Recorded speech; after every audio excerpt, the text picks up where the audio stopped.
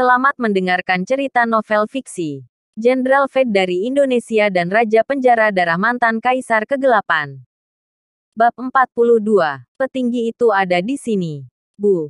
Paman dan keluarganya kan selalu merendahkan kita. Kenapa juga kita harus datang? Liana tampak tidak senang saat mendengar sepupunya bertunangan. Astrid adalah wanita yang berasal dari keluarga Halim. Mereka adalah keluarga kelas atas nomor 1 di Jakarta. Kekuasaan dan harta mereka bahkan jauh lebih besar daripada keluarga Barma. Kala itu, pernikahan antara Astrid dan Siswanto sangat ditentang oleh seluruh keluarga Halim.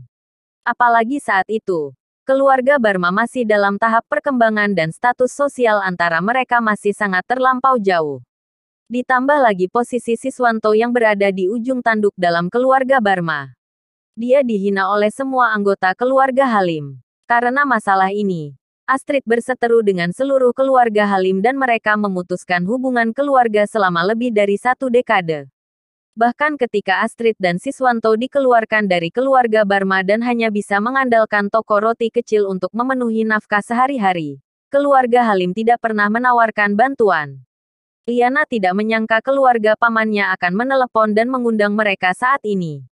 Dengan canggung, Astrid menjawab, "Itu semua masa lalu. Aku dengar pamanmu cukup sukses di Jakarta. Mungkin kali ini kita bisa meredakan ketegangan di antara keluarga kita melalui pertunangan sepupumu." Melihat desakan Astrid, mau bagaimana lagi? Siswanto dan Liana hanya bisa menganggukkan kepala. Sementara Lintang tampak sedikit tersenyum. Di restoran Royal, seberang Hotel Kaisar. Saat ini, restoran Royal tampak ramai daripada biasanya. Tampak banyak orang-orang dari kalangan kelas atas sedang makan di restoran Royal karena Hotel Kaisar kini sedang dipesan oleh para pejabat tinggi kota. Semua orang penasaran seperti apa sosok misterius itu sehingga ia dapat membuat orang nomor 1 di kota ini, Zaki Limantara, memesan seluruh hotel hanya untuk makan malam. Sebagian besar tamu undangan keluarga Halim sudah datang dan duduk di tempat mereka masing-masing. Terdapat beberapa meja dan tempat duduk di bagian depan yang khusus diperuntukkan bagi anggota inti keluarga Halim. Tuan besar keluarga Halim adalah seorang pria tua berusia 70 dengan rambut yang beruban bernama Haidar Halim. Kini, dia sedang duduk bersama putri bungsunya, Romi Halim. Dia bertanya, "Romi, kapan kakakmu dan keluarganya tiba?" "Kakak," yang dimaksud adalah Astrid, putri kedua keluarga Halim.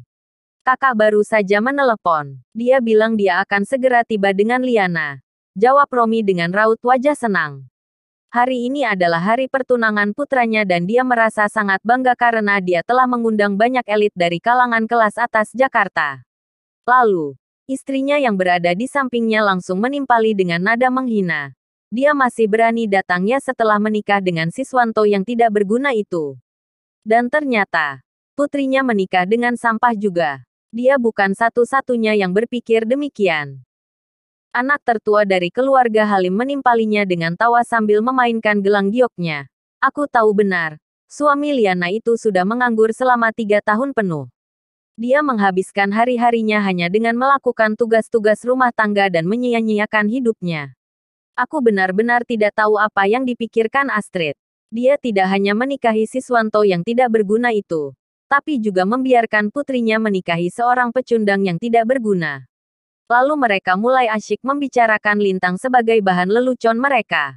Setelah mendengar obrolan mereka semua, Haidar langsung menyuruh putranya, "Romi, pokoknya kamu atur bagaimanapun caranya agar mereka hanya duduk di dekat pintu saat mereka tiba nanti. Aku tidak ingin melihat mereka. Tempat duduk di dekat pintu." Semua orang tahu bahwa lokasi tempat duduk seseorang menunjukkan status orang tersebut di sebuah keluarga. Semakin tinggi status mereka, semakin di depan kursi itu berada. Sedangkan kursi di dekat pintu disiapkan hanya untuk kerabat jauh yang malang. "Baik, Ayah." Romi mengangguk dan langsung mengatur semuanya. Ketika semuanya sudah beres, Haidar memandang keluar jendela dan melihat Hotel Kaisar yang megah dan mewah.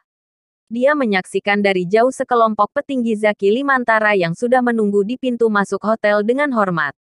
Dia tampak kagum dan bergumam, "Aku benar-benar tidak tahu ada sosok besar di kota Jakarta ini." Dia bahkan dapat membuat para petinggi itu menunggunya di depan pintu dengan hormat. Selain Haidar, orang-orang di sekelilingnya juga berpikiran sama dengannya. Mereka melihat dengan mata kepala sendiri bagaimana orang nomor satu di kota ini, Zaki Limantara, dan orang-orang besar lainnya sedang menunggu di pintu masuk Hotel Kaisar selama setengah jam.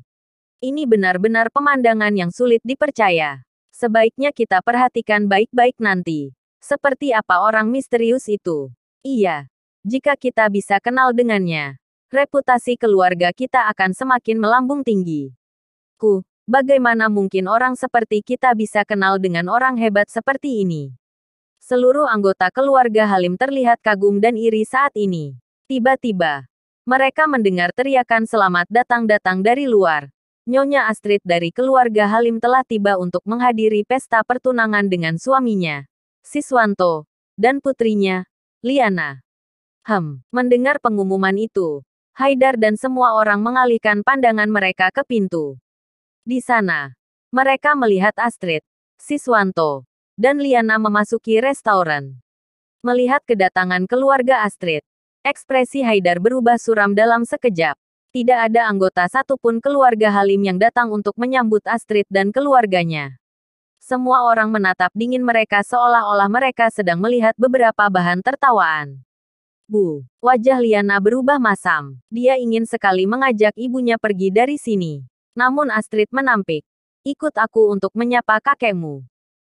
Astrid dengan gugup menarik Liana dan Siswanto menuju meja tempat keluarga Halim duduk. Ketika mereka tiba di hadapan Haidar, dia berkata dengan hormat, "Ayah, aku datang." Astrid merasa sedikit sakit hati bercampur sedih saat melihat ayahnya. "Liana, cepat, panggil kakek." "Kakek." Liana benar-benar tidak terima jika harus menyapanya. Dia masih ingat saat dia baru saja menikah dengan Lintang. Astrid meminta pasangan itu untuk mengunjungi Haidar di kediaman Halim. Tapi siapa sangka ketika mereka tiba di sana, mereka hanya dibiarkan menunggu selama 2 jam penuh di pintu gerbang bersama Lintang. Mereka tidak diizinkan masuk sama sekali ke dalam kediaman mereka. Dan sekarang, dengan sangat terpaksa, Liana menuruti permintaan ibunya untuk menyapa Haidar. "Kakek." Ekspresi Haidar semakin suram saat mendengar Liana memanggilnya kakek. Dia pun berkata, "Jangan panggil aku kakek. Ohnya, ku dengar kau menikahi sampah juga. Aku benar-benar tidak tahu ada apa denganmu dan ibumu. Tidak hanya ibumu yang menikahi pecundang seperti Siswanto, tapi kamu juga menikah si sampah itu. Apakah kalian senang membuatku marah?" Haidar benar-benar tidak berperasaan. Perkataannya seolah-olah telah memberi tamparan keras di semua wajah Liana dan keluarganya. Lalu, anak tertua keluarga Halim menimpali. "Astrid, di mana menantumu itu? Kenapa dia tidak datang? Hari ini adalah hari yang bahagia untuk keluarga Halim dan kami sudah berbaik hati mengundangmu dan keluargamu. Tapi kenapa dia tidak datang? Apa dia tidak berani datang?" Menantu laki-laki yang bernama Lintang. "Bukan. Kami pernah melihatnya sebelumnya. Ketika dia dan Liana menikah. Mereka ingin mengunjungi rumah tapi sayang sekali dia bahkan tidak bisa masuk ke rumah kita," kata salah satu bibi Liana. Kata-katanya sangat tajam dan kasar. Banyak orang di keluarga itu memang pernah melihat Lintang sebelumnya dan memiliki kesan yang cukup mendalam tentang dia. Mereka melihatnya sebagai bahan lelucon dalam obrolan ringan mereka. Wajah Astrid memucat mendengar ejekan yang mereka ucapkan. Dia hanya bisa mengatakan, "Lintang ada urusan untuk harus dilakukan. Dia akan datang nanti. Dia meminta kami untuk menyapa ayah dan menyampaikan salamnya terlebih dahulu." Menyampaikan salam. Hahaha. Bibi tertua Liana dan yang lainnya tertawa terbahak-bahak. Bagaimana mungkin mereka peduli dengan salam menantu laki-laki yang tidak berguna itu? Dia hanyalah sampah. Urusan apa yang dia punya? Mungkin pecundang seperti dia akan menghadiri makan malam yang diselenggarakan oleh pejabat tinggi kota. Apa ini lelucon? Semua orang dari keluarga Halim dipenuhi menatapnya dengan cemoohan dan ejekan. Tiba-tiba, seseorang di meja dekat jendela berseru kaget. "Lihat! Petinggi itu telah tiba."